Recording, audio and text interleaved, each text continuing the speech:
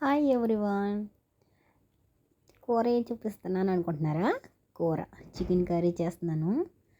మ్మ్. అది ఎలా వండిస్తున్నాను అని చూపిస్తున్నాను మీకు, అంతే, ఏమీ కాదు.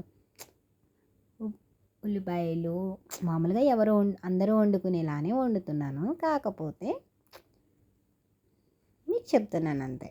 ఆఫ్ కోర్స్ నేను అంత టేస్టీ ఏమి వండను, ఇప్పుడిప్పుడే నేర్చుకుంటున్నాను నేను. ఓకేనా? ప్రస్తుతానికైతే చికెన్ తెచ్చుకున్నాను. చికెన్ తినాలనిపించింది. ఆల్రెడీ 2 days నుంచి ఏమీ తినట్లేదు డ్యూటీలో, దానివల్ల తెచ్చుకున్నాను. ఉడుకుతుందని చెప్తున్నాను. ఓకే, కూర అయితే రెడీ అవుతుంది.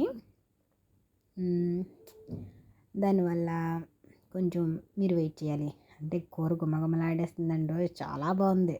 ఓకే, హాస్టల్లో నేను ఉండే హాస్టల్ అది, నా రూమ్ అది.